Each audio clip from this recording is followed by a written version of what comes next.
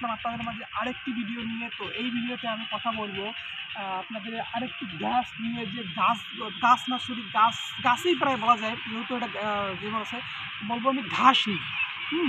তো আমার আশেপাশে দেখেন কত ঘাস আছে, বিভিন্ন ধরনের ঘাস আছে, ছোট এখানে দেখাও, যেমন যে কয়েক ধরনের ঘাস আছে, গুলগলা ঘাস, গুলগলা বলা হয়, তবে এমনি গুটি গুটি পাতার ঘাস, তারপর আপনার হইলো বড় বড় পাতার ঘাস, এই যে এগুলো হচ্ছে বড় পাতা ঘাস।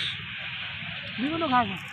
তো বরফ ঢাকা টুকরা অঞ্চল, তারপরে আপনার হইলো জলে ডাঙ্গায়, পাহাড়ে, মরুতে, সব জায়গাতে কিন্তু ঘাস আছে। হ্যাঁ, তো কচুর লতির মতো রানজাইম আর স্টোলের মাধ্যমে ঘাসের দ্রুত কিন্তু বিস্তার ঘটে।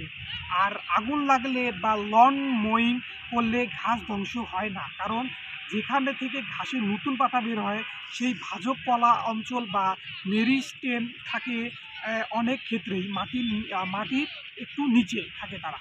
হুম তো এই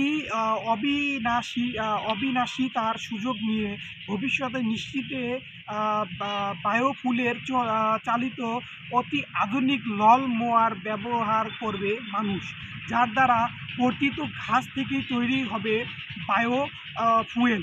পৃথিবীর সমগ্র সবুজ অঞ্চলে প্রায় 20% ঘাস দিয়ে আবৃত। প্রায় 10,000 প্রজাতির ঘাসের সন্ধান পাওয়া গেছে এ যাবৎ, কিন্তু এখনও আমাজনের বর্ষাবনে অনেক ঘাসের প্রজাতি অনাবিষ্কৃত হয়ে আছে। মানে 10,000 পাইছে, কিন্তু এখনও কিন্তু অনেক কয়েক হাজার ঘাস এখনও অ্যামাজনের ওই জঙ্গলে আছে, যেটা এখনও পর্যন্ত চিহ্নিত করা যায় নাই বা হয় নাই।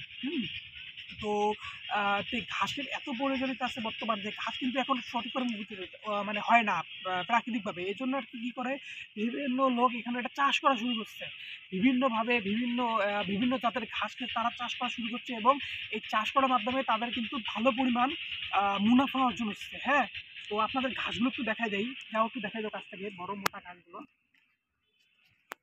তো যেগুলো হচ্ছে সেই বড় মোটা ঘাস, এই যে এগুলি তো দেখেন, এই যে এগুলো হচ্ছে সেই বড় মোটা ঘাস। তো এইগুলো সবগুলো হচ্ছে বড় মোটা ঘাস। আবার এই চিকন ঘাস রয়েছে, চিকন চিকন ঘাস। এই যে এগুলি হচ্ছে সেই চিকন ঘাস, দেখেন এই যে এগুলি হচ্ছে সেই চিকন ঘাস। এই যে এদিকে আরো রয়েছে, এই যে এগুলি। তো এগুলি সবগুলো হচ্ছে চিকন ঘাস, দেখেন। তো আবার এদিকে আরো আরো চিকন ঘাস রয়েছে, যেগুলি দেখেন, এগুলো সবগুলো হচ্ছে সেই ঘাস।